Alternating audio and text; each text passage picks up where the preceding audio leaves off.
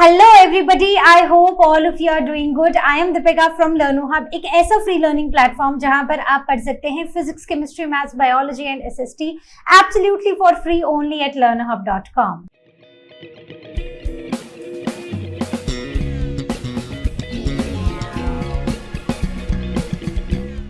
So today we are going to start with the second chapter of ICSE class 9 geography और chapter का नाम है latitudes and longitudes। तो हमें already basic information है, basic knowledge है इन लैटिट्यूड्स और लॉन्गिट्यूड्स क्या होते हैं। तो ये चैप्टर काफी डिटेल्ड है जिसे खत्म करने में हमें 2-3 सेशंस लगेंगे, लेकिन by the end of the session I hope कि आपके सारे ही कॉन्सेप्ट्स क्रिस्टल क्लियर हो गए हों।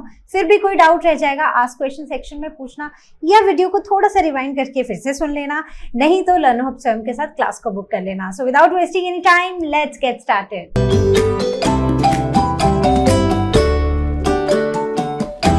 तो आज हम दुनिया के सबसे बेसिक और सबसे पावरफुल कॉन्सेप्ट के बारे में पढ़ने वाले हैं, जिसे हम लैटिट्यूड लॉन्गिट्यूड बुलाते हैं। साथ ही साथ हम टाइम जोन्स और अर्थ की एग्जैक्ट लोकेशंस के बारे में पढ़ेंगे।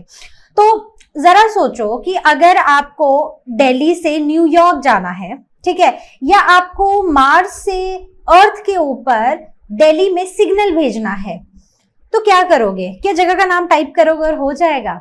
नहीं, आपको क्या चाहिए? आपको चाहिए कोऑर्डिनेट्स, और वो कोऑर्डिनेट्स एक जगह की एग्जैक्ट लोकेशन बताते हैं अर्थ के ऊपर।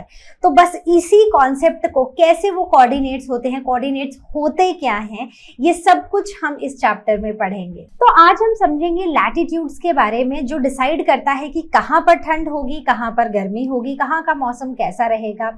लॉन्गिट्यूड्स के बारे में, जो हमें टाइम जोन्स के बारे में बताता है।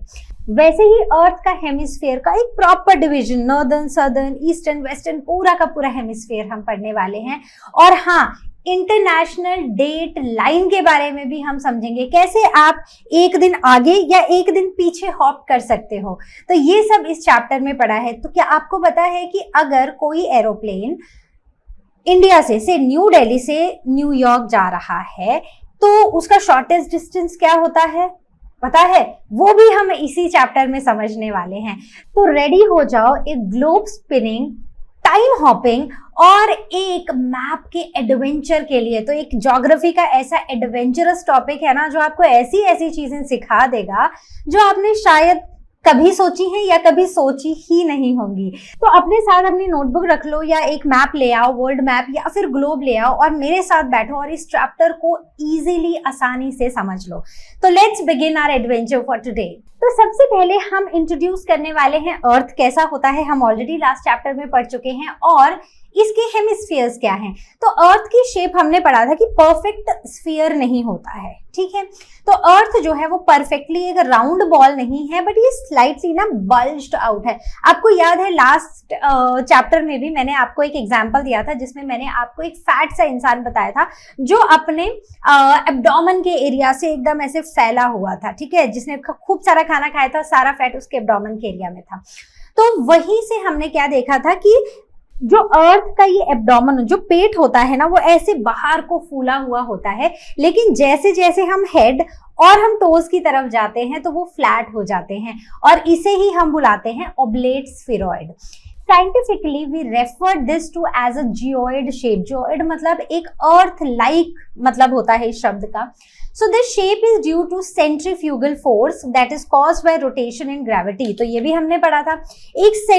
जब भी अगर हम बात करते हैं कि स्पेस में जब भी कोई एक मास है, ठीक है, हर एक मास के पास ना एक फोर्स ऑफ अट्रैक्शन होती है, जो हर मास को अंदर की तरफ खींच रही होती है। तो मान लो कि अगर मेरे पास ये एक बड़ा सा कोई मास है, ठीक है, इसके सेंटर में की तरफ को यहां पर एक फोर्स लग रही होगी, जिसे हम बोलते हैं ग्रेविटेशनल फोर्स या फोर्स ऑफ ग्रेविटी। ये फोर्स ऑफ ग्रेविटी हर एक पार्ट को अपनी तरफ अंदर को खींचती है, जो इसको एक स्फेरिकल शेप या फिर एक राउंड शेप देता है। नॉट परफेक्ट स्फीयर या फिर नॉट परफेक्टली राउंड, बट फिर भी उसको एक गोल सा आकार दे देता है। So that's why these all these sun moon या फिर जो भी मार्स, जो भी प्लैनेट्स हैं हमारे, they all are spherical in shape. तो ये सेम पिक्चर है लास्ट चैप्टर से, जहां पर हम ये देखते हैं कि ये दोनों पॉइंट्स हैं जो एकदम बाहर को बल्ज्ड आउट हैं, ठीक है। तो ये हमारा सर्कल की मैंने शेप बनाई है, और सर्कल से भी बाहर को सेंटर, यही होता है ना इक्वेटर, बिल्कुल अर्थ का सेंटर। तो अगर आप यहाँ पर देखो तो ये जो आपको डार्क येलोइश गोल्डन लाइन दिख रही है, सो दिस इज बेसिकली ये वाली बीच वाली लाइन जिसे हम इक्वेटर बुलाते हैं, ठीक है। तो बीच से ये ऐसे एकदम ऐसे बल्ज्ड आउट होता है, और ऊपर को और नीचे को ये फ्लैट होता है। तो सर्कल डॉटेड में शो किया गया है, और अर्थ की शेप कैसे शो की गई है, कुछ ऐसे, जो प्रॉपर लाइंस के through, right. So the equatorial diameter is around 1257 kilometre, और जो ये वाला है जो पोलर एक्सिस है दैट इज 12714 किलोमीटर, ठीक है। पढ़ा है हमने लास्ट चैप्टर में, आपको याद भी होगा, कुछ 43 किलोमीटर्स का डिफरेंस आया था। नाउ अगर हम अर्थ की बात करें तो वही, this is all recall about the previous chapter. तो earth is the only planet in our solar system जहां पर लाइफ एग्जिस्ट करती है, क्योंकि बहुत सारे रीजंस हैं, पढ़े हैं हमने। तो जो टोटल सरकमफ्रेंस होता है around the equator is 40,075 kilometre. तो आपको ये वाली वैल्यू भी याद रखनी है। तो इक्वेटर के अराउंड का जो टोटल सरकमफ्रेंस है दैट इज 40,075 किलोमीटर। तो इक्वेटोरियल सरकमफ्रेंस का मतलब होता है कि डिस्टेंस अराउंड अर्थ measured along इक्वेटर, ठीक है। तो इक्वेटर जो इसका एकदम वाइडेस्ट पार्ट है, अगर हम उसके अराउंड डिस्टेंस को मेजर करें so it comes around 40,075 kilometre, ठीक है। तो अब क्योंकि अर्थ एक ऐसा प्लैनेट है जहां पर हवा है, पानी है, पेड़ पौधे सरवाइव कर रहे हैं, ऑक्सीजन है, और जहां पर टेम्परेचर बिल्कुल परफेक्ट है, ना बहुत ज्यादा है ना बहुत कम है, ताकि वहां पर लोग रह सकें। अब अर्थ में अगर हमें किसी जगह को खोजना है, so finding a place on the earth it is possible because of the earth's grid. Grid क्या होते हैं? इमेजिनरी लाइंस, ठीक है। तो आप इस ग्लोब को देख रहे हो, इस ग्लोब में आपको ये देखो, ये लाइंस जाती हुई दिखाई दे रही हैं, ठीक है। एक लाइन ये है, फिर एक लाइन कुछ यहाँ है, एक लाइन कुछ यहाँ है, फिर ऊपर से भी नीचे की तरफ को कुछ लाइंस आ रही हैं, देख रहे हो आप। So these are basically these grid lines, ठीक है। दीज आर इमेजिनरी, ये एक्चुअल में एग्जिस्ट नहीं करती हैं। तो अब अगर कोई ग्लोब भी आप ले लो, ठीक है, या हाँ मतलब कोई ग्लोब ले लो, तो अब जैसे मेरे पास ये ग्लोब है ना, तो इस ग्लोब में भी आप देखोगे कि ये मोटी सी एक येलोइश गोल्डन कलर की लाइन दिखाई गई है, दिस इज इक्वेटर। और इसके ऊपर भी ऊपर को बहुत सारी लाइंस है, और ऐसे ही सेम नीचे को भी लाइंस है, जो कि ग्लोब के अराउंड ऐसे हैं, ठीक है। और दूसरी तरफ से वर्टिकल लाइंस ऊपर से नीचे को बहुत सारी आपको दिखाई दे रही हैं। So these are the grid lines, this is the grid system basically. So to find any place on the earth we use a map with the grid system. तो ग्रिड क्या होता है? It is made up of lines of latitudes and lines of longitude. तो जो लेटा हुआ होता है, जो लाइंस एकदम ऐसे आराम से बैठी हुई हैं, सो दैट इज लैटिट्यूड। तो कौन बैठा हुआ है, कौन लेटा हुआ है? ऐसे ये लेटे हुए हैं, तो ये है हमारे लैटिट्यूड। और जो लाइंस लंबी हैं, लंबाई कैसे नापते हैं? अगर आपको आपकी हाइट या लंबाई नापनी है तो आप क्या करोगे? आप एकदम ऐसे सीधे खड़े हो जाओगे, right. So this long one is the longitude. So लेटा हुआ इज लैटिट्यूड, और लंबा लॉन्ग इज द लॉन्गिट्यूड। तो याद रहेगा, ये लैटिट्यूड है और ये लॉन्गिट्यूड है, ऊपर से जो नीचे की तरफ को लाइंस आ रही हैं। So together they form the earth's grid. तो यही होती हैं वो ग्रिड, और यही बताती हैं हमें एग्जैक्ट पोजीशन। अब अगर हम अर्थ के हेमिस्फीयर्स पे आते हैं ना, बड़ा ही सिंपल सा है। देखो, ये हमारा वो एक ऑब्लेट सा स्फीयर है, और इसमें ना एक ऐसे बीच से एक लाइन जाती है, जिसको मैंने आपको यहां पर भी दिखाया था ना, कौन सा? ये जो है डार्क वाली लाइन, ठीक है, डार्क गोल्डन बीच, जो इस बॉल को, अगर मैं इसको बॉल मान लूं, तो इस बॉल को एग्जैक्टली दो हिस्सों में डिवाइड कर रही है। तो ऊपर वाले को हम नॉर्दर्न हेमिस्फीयर बुलाते हैं और नीचे वाले को हम सदर्न हेमिस्फीयर बुलाते हैं, करेक्ट। अब एक और गोला, मतलब सेम ही मैंने ले लिया, मैं वहां पर नहीं करना चाह रही थी ताकि आपको कंफ्यूजन ना हो। अब अगर मैं इसको कुछ, इस बॉल को कुछ ऐसे काट दूं, तो ये वाला ईस्टर्न हेमिस्फीयर हो गया और ये हो गया वेस्टर्न हेमिस्फीयर, ठीक है। So northern hemisphere is above the equator. ये वाली लाइन कौन सी है? दिस लाइन इज इक्वेटर की लाइन। तो नॉर्दर्न हेमिस्फीयर इक्वेटर से ऊपर है और सदर्न हेमिस्फीयर इक्वेटर के नीचे है। ईस्टर्न हेमिस्फीयर कहां पर है? अब ये वाली लाइन क्या कहलाती है? ये तो इक्वेटर हो गया, ये वाली लाइन क्या होगी? This will be prime meridian, ठीक है। मैं इसको PM लिख रही हूं, ये प्राइम मेरिडियन है। तो ऊपर से नीचे को जो आता है वो प्राइम मेरिडियन होता है। जैसे इक्वेटर जो होता है ना, दिस इज 0 डिग्री, राइट, वैसे ही प्राइम मेरिडियन भी 0 डिग्री ही होता है, ठीक है। ये सेंटर से लाइन पास हो रही है, मतलब पूरा आगे से पीछे को। अगर आप इसको देखोगे ना, तो इसमें अगर यहां से शुरू हो रही है तो ये पूरी ऐसे को आएगी, फिर ये बॉल दो पार्ट्स में टूटेगी, correct. So this is also the 0 degree. एकदम सेंटर से ऊपर से नीचे को हम बिल्कुल ऐसा काट रहे हैं इस बॉल को। सो this is eastern hemisphere and this is western hemisphere, okay. तो जो प्राइम मेरिडियन के ईस्ट में है वो ईस्टर्न हेमिस्फीयर, जो वेस्ट में हो गया वो वेस्टर्न हेमिस्फीयर। अभी हो सकता है कि आपको लग रहा हो मैं ईस्ट वेस्ट गलत बता रही हूँ, बट द थिंग इज अभी ना वो आपको एक मेरी मिरर इमेज दिखाई दे, तो जो मेरा ईस्ट है वो आपका शायद वेस्ट होगा। तो ईस्ट वेस्ट जब भी आप देखो या लेफ्ट एंड राइट जब आप देखो, तो आप अपने हिसाब से अपने हाथों को मूव करके देखना, ठीक है। मैं सही ही बता रही हूँ, बट ये मतलब ये एक मिरर इमेज की वजह से ना हमें आपको थोड़ा उल्टा पुल्टा दिखाई देगा। नाउ द अर्थ्स 4 हेमिस्फीयर्स, तो equator divides it into north and south, ठीक है, ऊपर नॉर्थ नीचे south. And prime meridian which is again 0 degree has 180 longitude which divides it into east and west, जैसे हमने डिस्कस किया। तो ये क्या हो गया? ये एक 0 डिग्री है which is the prime meridian. ये इसको ईस्टर्न और वेस्टर्न हेमिस्फीयर में डिवाइड कर रहा है, इक्वेटर इसको नॉर्दर्न सदर्न हेमिस्फीयर में डिवाइड कर रही है, ठीक है। तो इक्वेटर और प्राइम मेरिडियन दोनों ही 0 डिग्री होते हैं, ओके।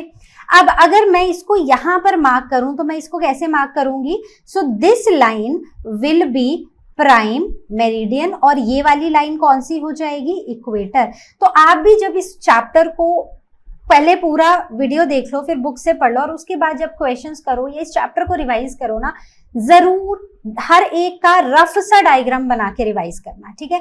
तो ये इक्वेटर है, दिस इज 0 डिग्री। इवन ये प्राइम मेरिडियन भी 0 डिग्री है, ठीक है। तो equator is dividing it into northern hemisphere and southern hemisphere, and prime meridian is dividing this ball into eastern hemisphere and western hemisphere, ठीक है। Simple, बस वही जो हमने अभी पढ़ा, कुछ अलग नहीं है। नाउ कार्डिनल डायरेक्शंस, ये भी हमने पढ़ी हुई है। कार्डिनल डायरेक्शंस क्या होती हैं? मतलब कि अगर हम बात करें अपने आसपास की, ठीक है, अगर मैं आपको बोलूं कि कहाँ जाना है, मैं बोलूंगी चलो राइट चले जाओ। कहाँ जाना है, कहाँ रास्ता है, किस तरफ को है मेरा स्कूल, चलो वेस्ट चले जाओ आप, ठीक है। But there are 4 main directions, जिससे अब मैं यहां पर बैठी हूं, ठीक है, तो ये मेरा राइट है, ये मेरा लेफ्ट है। मैंने आपको बोल दिया राइट जाओ या मैंने आपको बोल दिया लेफ्ट जाओ, बट अगर मैं घूम गई तो मेरा लेफ्ट और राइट बदल गया, ठीक है। इसके लिए हमने ना 4 डायरेक्शंस बनाई हैं। कैसे डायरेक्शंस हमारी बनी हैं? कुछ ऐसे हैं, ठीक है। इसको हम एरो से मार्क नहीं करते हैं, सो लेट मी रिमूव दिस, ठीक है। इसको मैं थोड़ा सा रिमूव करती हूँ। हाँ, तो आपने कंपास देखा होगा, सबने कंपास देखा है। तो जो एरो वाला हेड होता है दैट शोज नॉर्थ, उससे ऑपोजिट साउथ होता है, और उसकी 90 डिग्री क्लॉकवाइज डायरेक्शन में ईस्ट होता है, और फिर अगर यहां से यहां पर आओ क्लॉकवाइज डायरेक्शन में 270 पर आओ तो वो वेस्ट होता है। यही होती हैं हमारी 4 cardinal directions which is north, south, east and west. तो मैप पे, हर एक मैप पे या कंपास पे ये हमें मिलती हैं, और ये हमारी हेल्प करती है नेविगेशन में और जगह को लोकेट करने में, करेक्ट। अब जैसे अगर आप यहां पर देखोगे, so this is north, this is south, east and west. अब नॉर्थ और ईस्ट के बीच में, ठीक है, ये नॉर्थ है which is 0 degree, east we say it is 90, south is 180 and west is 270। तो हम जब भी इसके एंगल्स को मेजर करते हैं so we always move in a clockwise direction. अब जो नॉर्थ और ईस्ट के बीच में है this is north east, south और ईस्ट के बीच में है साउथ ईस्ट, वेस्ट और साउथ के बीच में है साउथ वेस्ट, और नॉर्थ और वेस्ट के बीच में है north west.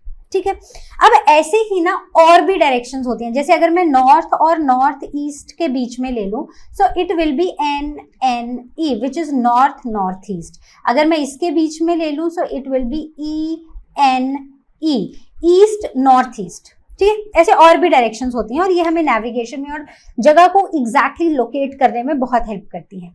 Now what is this earth's grid system, ये होता क्या है? तो अर्थ का जो ग्रिड सिस्टम होता है बेसिकली ना ये इमेजिनरी वेब के जैसे आप देख रहे हो यहाँ भी एक वेब बना है, बहुत सारी लाइंस हैं। कहाँ पर है लाइंस? ओके, तो यहाँ पर देखो ये लाइन है, ये लाइन है, नीचे भी लाइन है और नीचे को ऊपर से नीचे की तरफ को भी लाइंस आ रही है। तो बेसिकली ये इमेजिनरी वेब है which is drawn on the globe and maps. जो मैप या फिर ग्लोब के बीच में जो हमें देखने को मिलता है, तो ये क्या है? ये एक इमेजिनरी वेब है। करेक्ट। अब अगर आप मून पे चले जाओ या आप स्पेस में चले जाओ और आप वहां से अर्थ को देखोगे ना तो आपको ये लाइंस दिखाई नहीं देंगी। So these lines do not exist, but हमने नेविगेशन को इजी सिंपल बनाने के लिए हमने अर्थ को ऐसे ब्रेक कर दिया है। ठीक है, हमने इसको डिवाइड कर दिया है ताकि अगर हमें किसी जगह को लोकेट करना हो तो हमें आसानी हो, उसको वो कहाँ पर है वो जगह, वो लोकेशन लोकेट करने में, नेविगेट करने में हमें इजी हो इसलिए। So it helps us to locate the places on the earth accurately and the grid system is made up of latitudes and longitudes. So लेटा हुआ हॉरिजॉन्टल इज द ऐसे एकदम ऐसे लेटा हुआ एकदम आराम करता हुआ is latitude, right, and long long is our longitude. तो याद रहेगा। तो it is basically a complete network. अगर आप यहाँ पर भी देखो तो ग्रिड सिस्टम क्या होता है? अर्थ का grid system is a complete network of parallel latitudes and meridian of longitudes drawn on a map और अ ग्लोब। ठीक है, जो कंप्लीट पैरेलल लैटिट्यूड्स हैं और मेरिडियन के लॉन्गिट्यूड्स हैं, तो ये सब जब हम मैप पे या ग्लोब पे बनाते हैं या मतलब लगाते हैं तो उसे ही हम क्या बुलाते हैं? अर्थ का ग्रिड। करेक्ट। अब earth grid system, latitudes and longitudes, again वही कॉन्सेप्ट कंटिन्यू हो रहा है। तो अब हम लैटिट्यूड्स और लॉन्गिट्यूड्स को ना थोड़ा और समझते हैं। तो लैटिट्यूड्स क्या होता है? It runs parallel to the equator. तो अब जैसे ये ग्लोब है तो लैटिट्यूड्स, अब जैसे ये है हमारा इक्वेटर की लाइन, ये जो आप डार्क वाली देख रहे हो, अब लैटिट्यूड्स कहाँ होंगे? लैटिट्यूड्स इससे ऊपर को जा रहे होंगे या इससे नीचे को जा रहे होंगे? कैसे जा रहे होंगे? एग्जैक्टली इस इक्वेटर की लाइन के पैरेलल जा रहे होंगे। करेक्ट। तो मतलब कि अगर ये 0 डिग्री है इक्वेटर, तो अब कैसे होगा? अब इस लैटिट्यूड यहां तक जब आएगा ना तो ये 90 डिग्री है और ये नीचे भी 90 डिग्री है। तो ये जब ऊपर को जाएगा तो हम कैसे इसको डिवाइड करेंगे? 1 2 3 4 5 6 7 8 टिल 90। नीचे को भी 1 2 3 4 5 6 7 8 टिल 90। ठीक है।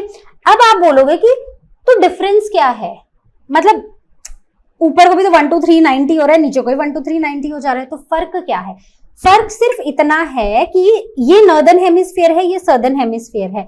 जब हम इक्वेटर से नॉर्दर्न हेमिस्फीयर में आते हैं या ऊपर की तरफ को जाते हैं या north pole, this is the north pole and this is the south pole, तो जब हम नॉर्थ पोल की तरफ को आते हैं so that will be 1 degree north, 2 degree north, 3 degree north, 4 degree north till 90 degree north.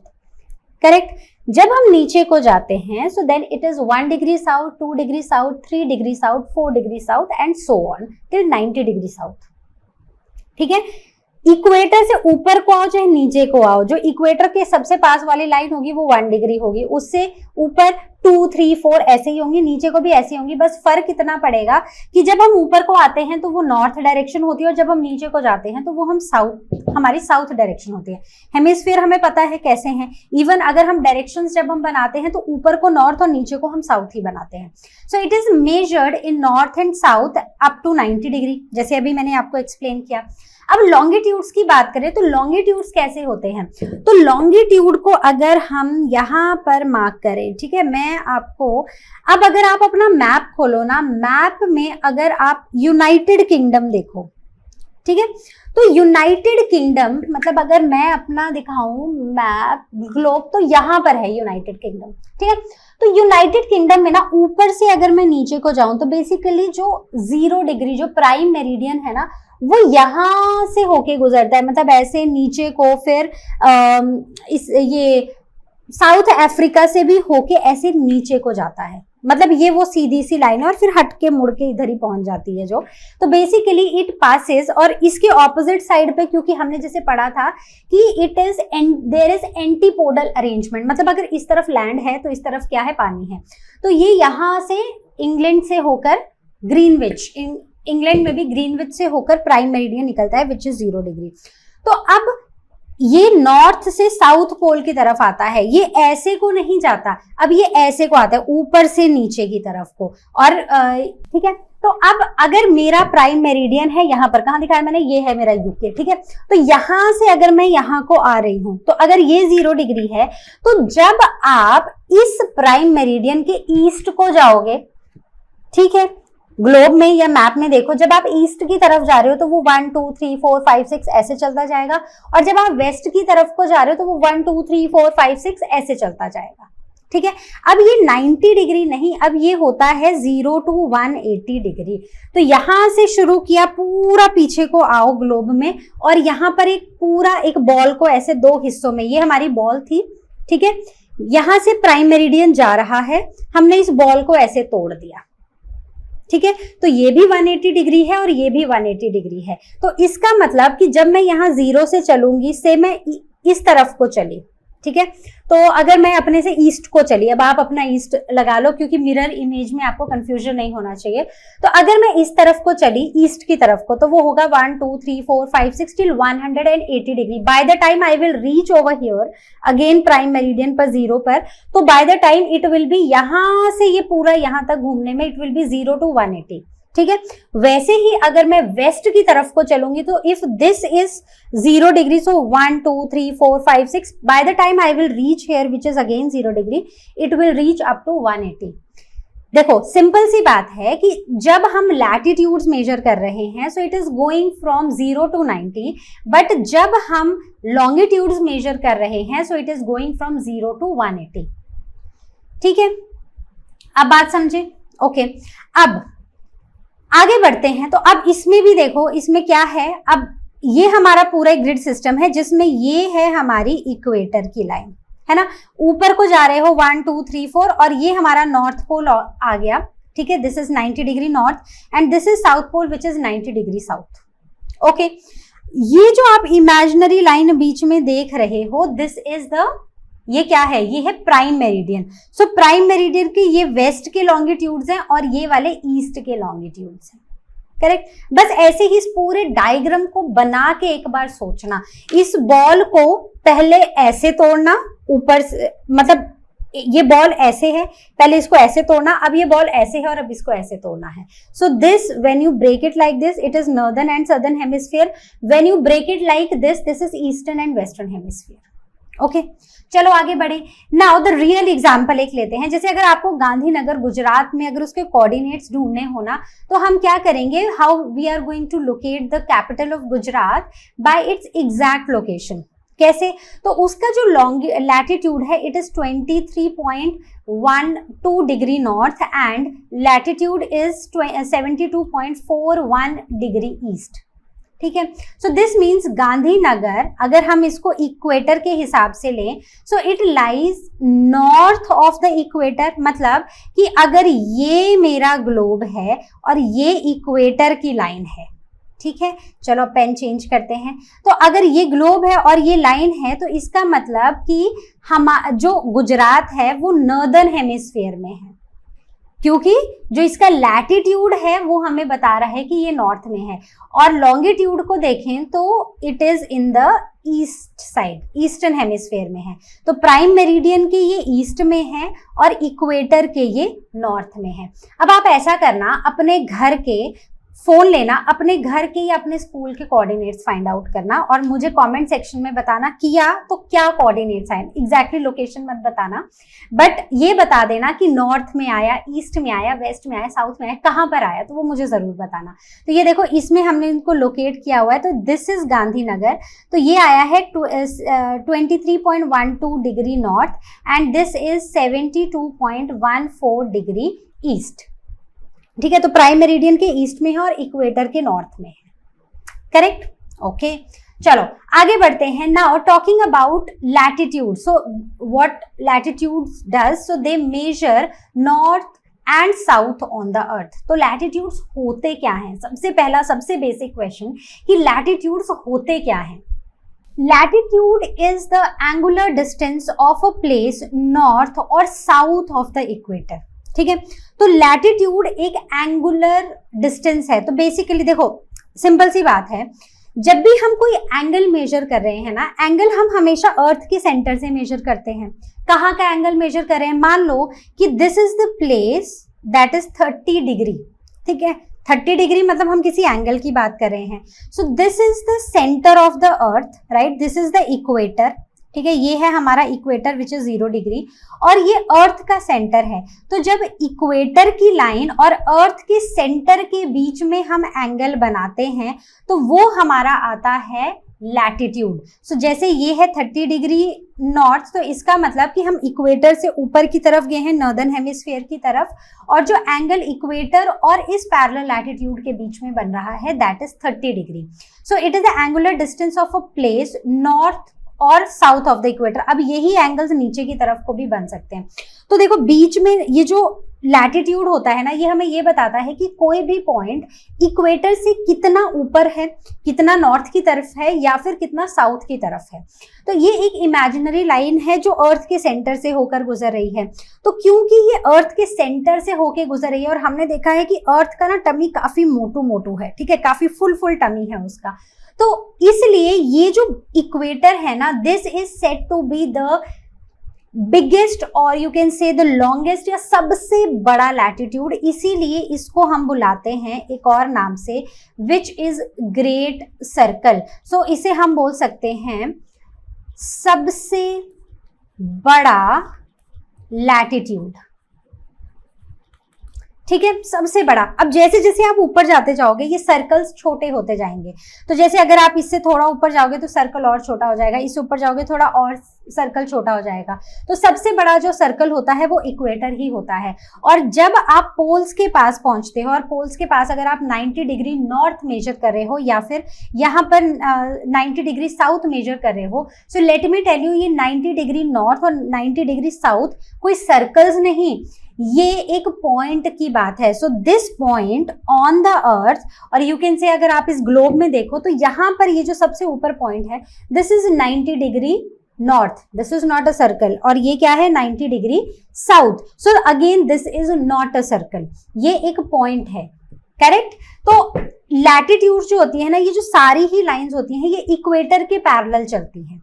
ठीक है, तो ये इक्वेटर की लाइन है, ये जो भी लाइंस हैं ये इक्वेटर के पैरेलल पैरेलल पैरेलल ऊपर की तरफ को चलती जाएंगी। तो जितना ज्यादा दूर आप इक्वेटर से जाओगे ऊपर को या नीचे को, उतना ही सर्कल छोटा होता जाएगा, और जितना सर्कल छोटा होता जाएगा या फिर वी कैन से कि जितना ये एंगल बढ़ता जाएगा, जैसे यहाँ 30 डिग्री है, यहाँ 60 है, यहाँ 90 है, तो इसका मतलब जितना एंगल बढ़ रहा है उतना ही आप इक्वेटर से दूर जा रहे हो, चाहे आप ऊपर जाओ चाहे आप नीचे जाओ।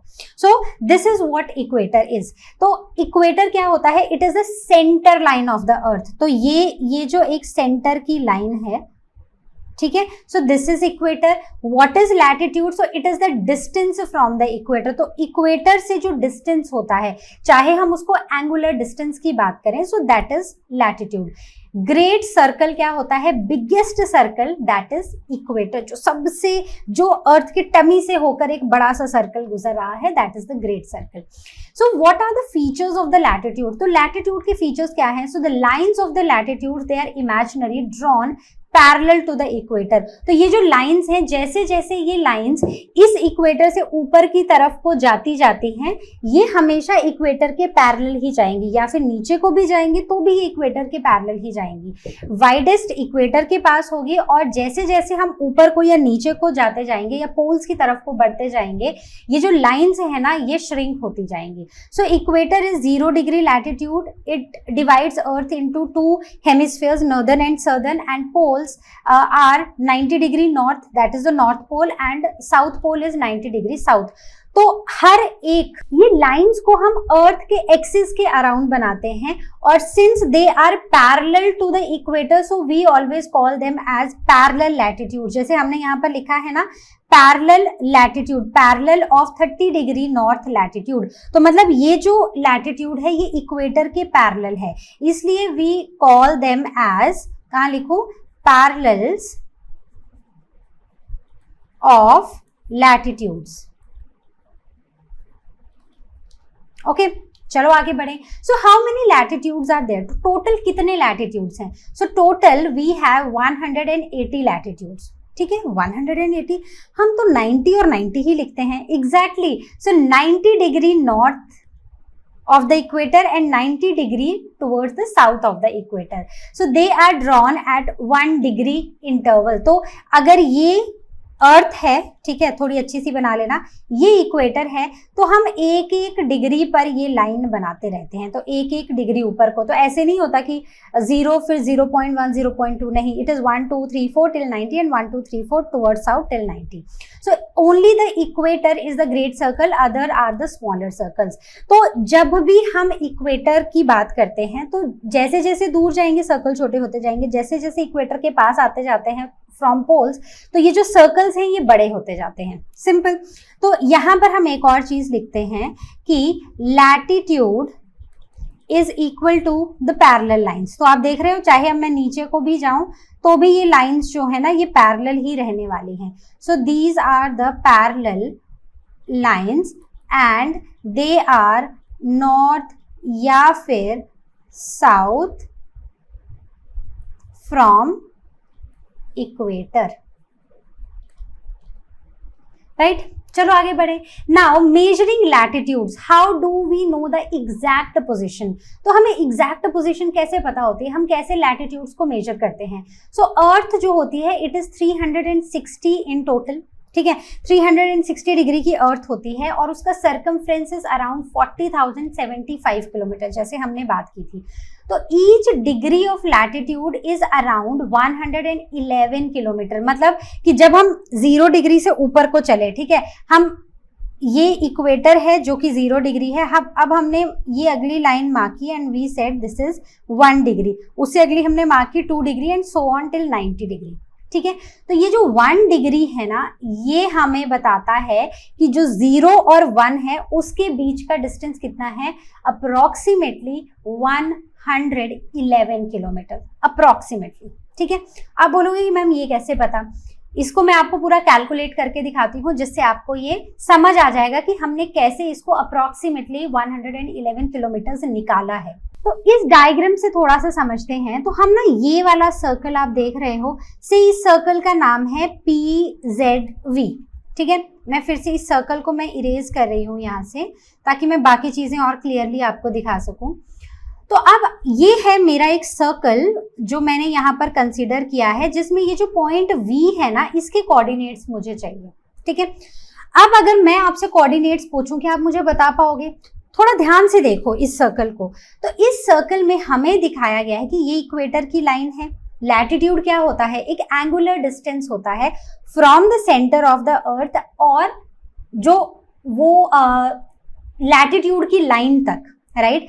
तो ये है हमारा सेंटर ऑफ द अर्थ और ये वो लाइन है, लैटिट्यूड की लाइन है। तो अगर हम इस पूरे एंगल को देखें तो ये एंगल आ रहा है 50 डिग्री। तो अब क्या आप मुझे बताओगे कि क्या है ये 50 डिग्री, नॉर्थ, साउथ, ईस्ट या वेस्ट? क्योंकि ये लैटिट्यूड है सो इट इज 50 डिग्री नॉर्थ, ठीक है। दूसरा भी हमें यहाँ पर एंगल दिया हुआ है, तो this is the centre of the अर्थ और ये जो पॉइंट है इट इज टूवर्ड्स दिस। तो ये जो एंगल बीच में बन रहा है इन दोनों के बीच, दैट इज 20 डिग्री। तो ये कहां पर है? Towards the west, so it is 20 degree west. ठीक है, तो ये हमें पूरा यहां से पता चल गया। तो क्योंकि V पॉइंट नॉर्थ में है तो नॉर्दर्न हेमिस्फीयर में है और कहां पर? वेस्ट की तरफ को है। तो इतना आपको समझ आ गया कि हमने कोऑर्डिनेट्स कैसे निकाले।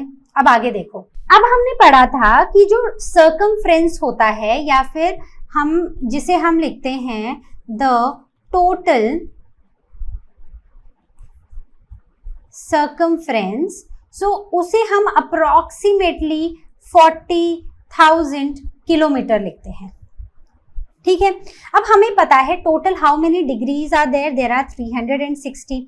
तो अगर मुझे 1 डिग्री का किलोमीटर निकालना हो तो मैं कैसे निकालूंगी? सिंपली मैं 40,000 को 360 से डिवाइड कर दूंगी, और अगर आप इसको डिवाइड करोगे it will come around 111 kilometre. तो इसका मतलब है कि ग्लोब पर हर लैटिट्यूड के बीच का डिफरेंस है 111 किलोमीटर। ठीक है, तो how are you going to read the latitudes like a pro? क्या करोगे? So degrees are broken into minutes and seconds. तो मिनट्स के लिए ये सिंबल है और सेकेंड्स के लिए ये है। ठीक है, ना आप इसको डैश पढ़ोगे, ना आप इसको हाइफन लिखोगे, ना आप इसको कॉमा बोलोगे, ऐसा आप इसको कुछ नहीं बोलोगे। ज्योग्राफी में either we call them as prime, और या फिर अगर आपको ऐसे एक नंबर लिखा है you will read this as 40 minutes. ठीक है, या फिर ऐसे लिखा है तो आप इसको पढ़ोगे 50 सेकेंड्स। ठीक है, आप इसको डैश हाइफन कॉमा ऐसा कुछ भी नहीं बोलोगे।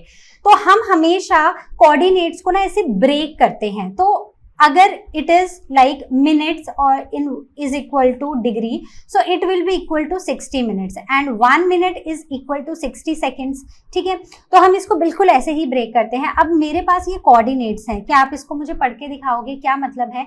इसका मतलब है कि जिस लोकेशन की हम बात कर रहे हैं it is 20 degree 50 minutes and 20 seconds north of the equator. कैसे पता नॉर्थ? क्योंकि यहाँ पर एन भाई लिखा हुआ है। करेक्ट, तो this single prime will tell us about minutes and this 20 के सामने जो डबल प्राइम है it will tell us about the seconds। Correct, तो कोई भी आपके पास कोई भी कोऑर्डिनेट्स आ जाए आप उसको बहुत अच्छे से आप समझ पाओगे। ऐसे अपने स्कूल के या घर के निकाल के देखना। Now what are the 5 major latitudinal lines? तो 5 मेजर लैटिट्यूडनल लाइंस क्या होती हैं? बड़ी ही इंटरेस्टिंग है, पढ़ी है आपने। Equator, tropic of cancer, tropic of capricorn, arctic circle and antarctic circle. ठीक है, ये लाइंस हमें ये समझने में हेल्प करती हैं कि कौन सी जगह हॉट होगी, कौन सी कोल्ड होगी और कहाँ पर मॉडरेट सा क्लाइमेट होगा। तो अब अगर आप इनको देखो ना, इक्वेटर हम सबको पता है 0 डिग्री है। इनको देखो, ट्रॉपिक ऑफ कैंसर और ट्रॉपिक ऑफ कैप्रिकॉर्न, एक में नॉर्थ लिखा है एक में साउथ लिखा है। मतलब अगर ये मेरा ग्लोब है, ये इक्वेटर है, तो एक नॉर्थ में है और दूसरी मेरी साउथ में है। यही बात हुई, यही बात आपको भी समझ आई। तो जो नॉर्थ में है वी कॉल इट एज, मतलब 0 डिग्री से हम चले और जब हम 23.5 डिग्री नॉर्थ पर पहुंचे that is tropic of cancer. जब हम 23.5 डिग्री साउथ पर पहुंचे that is tropic of capricorn. Okay, समझ गए आप बात?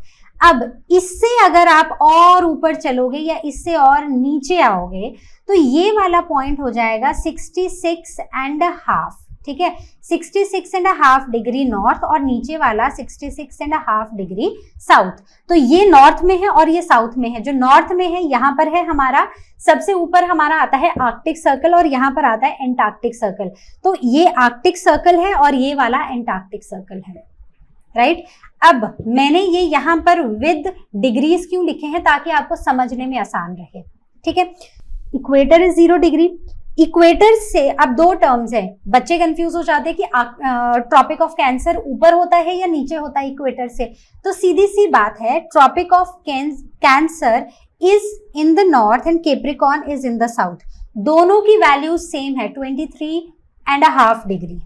राइट, तो जब हम ट्रॉपिक ऑफ कैंसर के बारे में बात करें, क्योंकि वो नॉर्दर्न हेमिस्फीयर में है इसलिए हम उसके आगे नॉर्थ लिखते हैं, और ट्रॉपिक ऑफ कैप्रिकॉर्न क्योंकि वो सदर्न हेमिस्फीयर में है इसलिए हम उसके आगे साउथ लिखते हैं। सिंपल। अब जब और ऊपर चले जाते हैं तो आता है आर्कटिक सर्कल, और जब और सदर्न हेमिस्फीयर में नीचे की तरफ को चले जाते हैं तो आता है एंटार्क्टिक सर्कल। ठीक है, दोनों की वैल्यू सेम है, क्या है 66.5 डिग्री। आर्कटिक सर्कल में नॉर्थ क्योंकि नॉर्दर्न हेमिस्फीयर में है, और एंटार्क्टिक सर्कल में साउथ क्योंकि वो सदर्न हेमिस्फीयर में है। वैल्यूज याद रखने में कोई डिफिकल्टी हुई आपको? नहीं होगी। ठीक है, बस आपको एक बार ये वैल्यूज याद रहेगी, याद रह जाएंगी, इतना कुछ डिफिकल्ट है भी नहीं उनमें, तो आपको याद रह जाएंगी। तो अब अगर मैं आपको यहाँ पर बोलूँ तो हम ये वाली, ये सबसे सेंटर वाली ही लाइन लग रही है, सो दिस इज 0 डिग्री। इसके ऊपर मान लो हम इतना सा ऊपर चले गए, से यहाँ पर चले गए, सो दिस इज 23.5 डिग्री नॉर्थ, और इतना ही अगर हम नीचे चले जाएं सो इट इज 23.5 डिग्री साउथ। ठीक है, ये क्या हो गया? ये हो गया ट्रॉपिक ऑफ कैंसर, और नीचे वाला क्या हो गया? Tropic of Capricorn. तो जब आप इसको रिवाइज करोगे ना, आप ऐसे ही एक डमी सा अर्थ बना के उसमें ये इमेजिनरी लाइंस बना देना। अब ठीक है, अब यहां से थोड़ा और ऊपर चले गए, से हमने ये वाली लाइन ले ली, से दिस इज 60 मतलब मान लेते हैं ये 66.5 डिग्री नॉर्थ है, और इतना ही नीचे ऑलमोस्ट यहाँ जैसे ये ही वाली आएगी। ठीक है, so this is 66.5 degree south. तो ये हो गया हमारा, ऊपर आर्कटिक सर्कल है। ठीक है, अपना मैप देखो, ग्लोब देखो, ऊपर है आर्कटिक सर्कल, तो इससे भी याद रहेगा कि ऊपर वाला आर्कटिक सर्कल है और नीचे एंटार्क्टिक सर्कल, एंटार्क्टिका है, तो नीचे क्या आएगा? Antarctic circle. ओके, तो जब भी इनको पढ़ो, रिवाइज करो, तो हमेशा ध्यान रखना कि आपके हाथ में फर्स्ट 3 रिविजन्स में आपके हाथ में मैप, ग्लोब, पेंसिल और रफ नोटबुक होनी चाहिए, ताकि आप देखते भी जाओ और बनाते भी जाओ, आप कभी नहीं भूलोगे। Now the first thing is equator which is mid of the earth. तो ये 0 डिग्री है और ये डिवाइड कर रहा है अर्थ को into 2 equal halves. It is the only great circle among all the latitudes. इसके सिवा जो सर्कल बन रहे हैं ऊपर को और नीचे को, वो छोटे सर्कल्स हैं। तो sun rays fall vertically here almost throughout the year. अब देखो, अर्थ जो होती है ना, अगर आप अर्थ को देखो ना, ये थोड़ी सी टिल्टेड है। ठीक है, क्योंकि ये टिल्टेड है इसलिए यहाँ पर इस जगह पर ना, अगर अर्थ, क्योंकि अर्थ ऐसे ऐसे ऐसे ऐसे भी तो घूमती रहती है, तो जब अर्थ घूमती भी है ना, तो भी ये वाला पार्ट जो है ना, ये एक्सपोज रहता है सन की तरफ को। तो यहाँ पर वर्टिकली बिल्कुल सीधी लाइट रेज, सन की जो रेज हैं वो इस एरिया पे बिल्कुल ऐसे गिरती हैं। अगर ये सन है तो लाइट रेज, सन की रेज बिल्कुल ऐसे गिर रही हैं vertically through out the year. इसलिए इक्वेटर के पास का जो एरिया होता है वो हॉट एंड ह्यूमिड रहता है थ्रू आउट द ईयर। अब the distance of the equator to either pole is about 10,000 kilometre. ठीक है, तो इक्वेटर का distance towards the north pole and the south pole is around 10,000। तो इक्वेटर से ऊपर को चले जाओ नॉर्थ पोल को, या साउथ को चले जाओ, तो दोनों का ही डिस्टेंस अप्रोक्सीमेटली 10,000 किलोमीटर के अराउंड आता है। करेक्ट। अब ये जो जगह है, ठीक है, ये आपको कहां पर देखने को मिलती है? तो you find these near Ecuador, ECUADOR। कहां पर है? क्लास 6 में पढ़ा है। कौन सा कॉन्टिनेंट था? South America, right. तो साउथ अमेरिका में है। ऑल्दो ये इक्वेटर के पास है, लेकिन यहाँ पर ना फिर भी हमने देखा था इसके पास एक हिल स्टेशन है जहां पर बहुत ठंडी रहती है। तो लैटिट्यूड्स जो हैं वो बहुत खराब चीज होते हैं। ठीक है, वो हमें काफी कुछ बताते हैं, जैसे कि कीनिया, इंडोनेशिया। तो ये इक्वेटर के पास या इक्वेटर पे या इक्वेटर के आसपास वाली जगह हैं जो काफी गर्म रहती हैं। Now the Tropic of Cancer and Tropic of Capricorn. तो Tropic of cancer is 23.5 degree north and Tropic of Capricorn is 23.5 degree south. याद रहेगा। So sun is directly overhead here on 21 June. तो ट्रॉपिक ऑफ कैंसर पे अर्थ के ऊपर जो सन की raise हैं वो बिल्कुल ऊपर होती हैं 21 June. So this is said to be the longest day in the northern hemisphere. और ट्रॉपिक ऑफ कैप्रिकॉर्न जो सदर्न हेमिस्फीयर में है, वहां पर सन ओवरहेड होता है ऑन 22 दिसंबर। That is why this day is the longest day in the southern hemisphere. ठीक है, तो ये दोनों चीजें आप याद रखोगे। तो अगर हम इंडिया के हिसाब से सोचे ना, तो 21 जून हमारा लॉन्गेस्ट डे होता है और 22 दिसंबर हमारा शॉर्टेस्ट डे होता है। तो इसके बाद अब क्या होता है, अब दिन का जो लेंथ है वो कम होना शुरू हो जाती है और 22 दिसंबर के बाद दिन की जो मतलब ये 21 जून से 22 दिसंबर तक अब डे लेंथ जो है वो कम होने लग जाती है। तो ये सबसे छोटा दिन होता है हमारे हेमिस्फेयर में, मतलब हमारे इंडिया में। और इसके बाद 22 दिसंबर के बाद इंडिया में डे लेंथ बढ़ने लग जाती है। तो 21 जून तक डे लेंथ बढ़ती ही जाती है और फिर आके वहां से फिर से कम होने लग जाती है। So this is how it works. So these two mark the boundaries of the torrid zone where the sun rays are most direct। ठीक है, पढ़ेंगे टॉरिड जोन भी, सो टेंशन की बात नहीं है। आगे बढ़ते हैं। Now the Arctic and the Antarctic circles, तो दोनों का ही क्या है 66.5 डिग्री नॉर्थ एंड साउथ। ठीक है, ये नॉर्थ में है और ये साउथ में है, तो आर्कटिक सर्कल नॉर्थ में है, एंटार्क्टिक साउथ में है। So areas within these circles experience extreme seasons. यहाँ पर ना एक्सट्रीम वाला सीजन होता है, मतलब बहुत ज्यादा गर्मी और बहुत ज्यादा ठंडी, तो ऐसे वाले सीजन्स इनके बीच में चलते हैं। So due to the earth tilt they have 6 months of the day and 6 months of the night. क्योंकि दिन अर्थ जो है ना वो थोड़ी सी टिल्टेड है ना, तो इसलिए 6 महीने दिन रहती है और 6 महीने रात रहती है। अच्छा, ऐसा कहाँ पर होता है? क्या आप मुझे ऐसी कंट्री का नाम बता सकते हो जहां पर 6 महीने दिन और 6 महीने रात रहती हो? सोचो सोचो, बताओ मुझे। So sun's rays fall obliquely causing very cold climate. तो ओब्लिकली सन रेज गिरती हैं जिससे जो क्लाइमेट होता है यहाँ का वो काफी ठंडा होता है, मतलब वर्टिकली नहीं, टेढ़ी सी आ रही हैं, तो प्रॉपरली अर्थ हीट अप नहीं होती है, तो इसलिए यहाँ पर थोड़ी ठंडी देखी जाती है। तो अगर हम नॉर्दर्न हेमिस्फीयर की बात करें तो नॉर्दर्न हेमिस्फीयर में जो रीजन्स एंटार्क्टिक सर्कल में आते हैं वो है कुछ कंट्रीज जैसे कि अलास्का, मतलब यूनाइटेड स्टेट में Alaska, Sweden, Norway, Finland, even Russia का जो साइबेरियन रीजन है, पढ़ा था ना हमने जब हमने एशिया पढ़ा था, तो ऊपर साइबेरियन रीजन है जो बिल्कुल आर्कटिक सर्कल के पास में है। तो ये वो रीजन्स है ना जहां पर 6 महीने दिन और 6 महीने रात रहती है।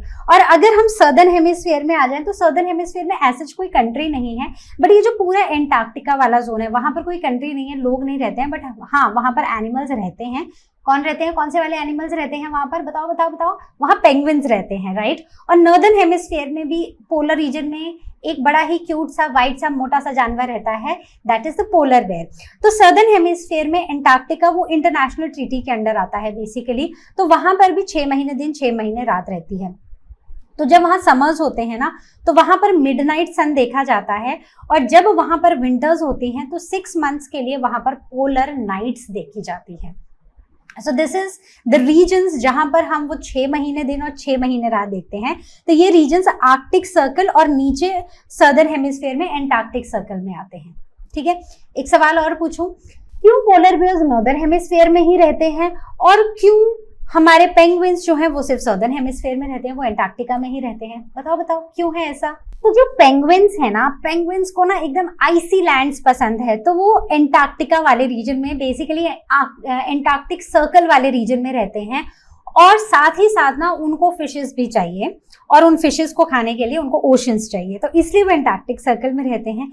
वहीं पर अगर हम पोलर बेयर्स की बात करें तो पोलर बेयर्स को ना एक तो खाने के लिए सील्स चाहिए, और उनको वो जो फ्लोटिंग आइस होती है ना, वो काफी अच्छे स्विमर्स होते हैं और उनको वो फ्लोटिंग आइस बहुत पसंद है, तो वो आराम से चिल करते हैं अपने दिन में, रात में जब भी उनको टाइम मिलता है तो वो एकदम ऐसे चिल करते हैं उन फ्लोटिंग आइस के ऊपर, वो जो फ्लैट से आइस फ्लोट करते हैं ओवर द वाटर उनके ऊपर। सो दैट्स वाई एक नॉर्थ पोल में रहता है, एक साउथ पोल में रहता है। और इंटरेस्टिंग बात यह है कि ये आज तक कभी एक दूसरे से मिले भी नहीं हैं, ये सब अपनी अपनी दुनिया में खुश रहते हैं। तो इसी सब को अभी हम कंक्लूड करते हैं। So these are the parallel axes, ठीक है, 5 parallel axes of latitudes and temperate zone. So equator is at 0 degree जो सेंटर में है, and it is the only great circle, and sun यहाँ पर बिल्कुल ओवरहेड होता है। अगर हम ट्रॉपिक ऑफ कैंसर की बात करें सो it is 23.5 degree north, northern hemisphere में है। लॉन्गेस्ट डे यहाँ पर 21 जून है। ट्रॉपिक ऑफ कैप्रिकॉर्न की बात करें 23.5 degree south southern hemisphere and longest day is 22nd of December. Arctic Circle is 66.5 degree north, northern hemisphere 6 months of days or night. Antarctic Circle 66.5 degree south, northern hemisphere, and it is same as the Arctic Circle. मतलब 6 months days and 6 months night. ठीक है, तो याद रखोगे ना? बिल्कुल.